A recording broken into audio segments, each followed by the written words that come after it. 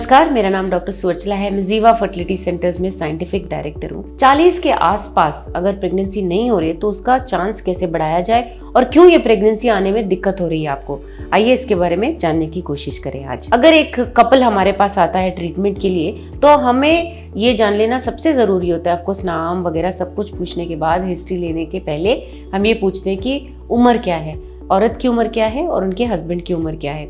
उम्र के मुताबिक बहुत कुछ डिसीजंस भी चेंज होते हैं। लेकिन अगर ये कपल 1 साल से अनप्रोटेक्टेड इंटरकोर्स ट्राई कर रहे हैं, यानी कि अनप्रोटेक्टेड वो लोग कॉन्डम के बिना या कॉन्ट्रासेप्टिव पिल्स गोलियों के बिना ट्राई कर रहे हैं और 1 साल में भी प्रेगनेंसी नहीं आया है, तो उसे हम इनफर्टिलिटी कहते हैं और हमारी कार्रवाई शुरू होती है। यानी कि blood test, hormone test, investigations, ultrasonography, ये सब शुरू करते हैं ताकि ये पता लगा सके, ये जांच कर सके कि प्रॉब्लम कहाँ है।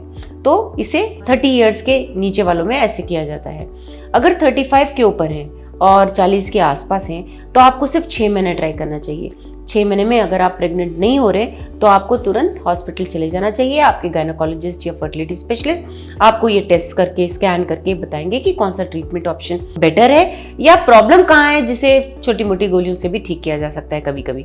तो लिए आपके लिए एक चार्ट, 30 से कम हो तो 1 साल तक वेट कीजिए, 35 के ऊपर हो तो 6 महीने तक वेट करके डॉक्टर के पास चले जाइए। सो हो क्या रहा है, क्यों ये प्रेगनेंसी डिले हो रहा है और औरतों में क्यों ये जैसे जैसे उम्र बढ़ते जाता है प्रेगनेंसी आने में और दिक्कत क्यों होती है। तो प्रकृति ने ही ऐसा डिसाइड किया है कि 30 की उम्र से, यानी 30 की उम्र से जब औरत की उम्र बढ़ती रहती है तो अंडों में जो क्वालिटी है और जो नंबर है, ओवरीज में जो अंडे हैं और जो क्वालिटी है वो घटता रहता है। ये नॉर्मल है। तो ये बढ़ते बढ़ते 35-40 तक तेजी से रफ्तार पकड़ता है। ऐसा नहीं है कि एक ही दिन में घट जाता है, धीरे धीरे होता रहता है ये, जिसमें नंबर और क्वालिटी दोनों कम होते रहते हैं, क्वालिटी और क्वांटिटी जिसे हम कहते हैं, तो वो कम होते रहता है और जिसके कारण उनको या प्रेगनेंसी नहीं आती है या प्रेगनेंसी आके रुक नहीं रही है। डिलीवरी होने के बाद अब नॉर्मेलिटी देखा जाता है बच्चों में।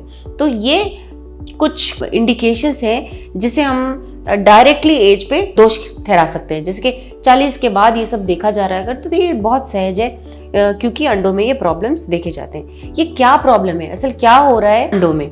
सो बेसिकली क्या होता है, हर अंडे में क्रोमोसोम्स, औरत के जो क्रोमोसोम्स है अच्छी तरह से अलाइंड होते हैं, यानी कि अच्छे एक तार पे लगे हुए होते हैं। जैसे जैसे एज एडवांस होता है तो ये जो उनकी जो तार पे जो लगे हैं, जो आकार में बैठे हुए हैं, वो बिगड़ते रहता है। वो या लूज हो जाते हैं या टूट जाते हैं या डैमेज हो जाते हैं या ठीक तरह से सेपरेट नहीं होते।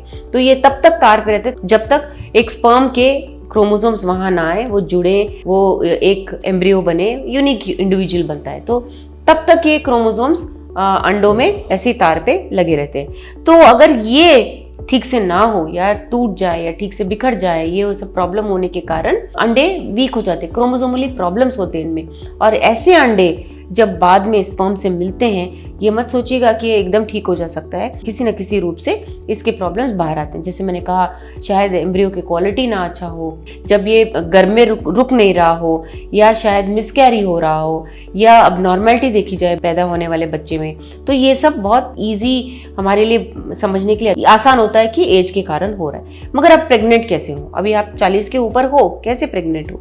तो इसका सबसे आसान तरीका है, आसान तो नहीं कहूँगी बट सक्सेस रेट बढ़ाने वाला तरीका है IVF में हम आपके अंडे बाहर निकालेंगे, चाहे जितने भी हों, वो अंडे बाहर निकाल के आपके हस्बैंड के साथ, स्पर्म्स के साथ मिला के जो भी एम्ब्रियो बनता है उसे घर में डालते हैं। अब आप पूछोगे कि इसमें क्या अलग हुआ नेचुरल ट्राई करने में या इसमें ये अलग हुआ कि अंदर डालने के पहले टेस्ट कर सकते हैं जिसका नाम है प्री इम्प्लांटेशन जेनेटिक टेस्टिंग। इसमें यह देखा जाता है कि जो एम्ब्रियो हमने तैयार किया है, ये एम्ब्रियो क्या चिपकने लायक है, इसमें क्या क्रोमोसोम प्रॉब्लम्स हैं जो माता या पिता से आए हुए होंगे।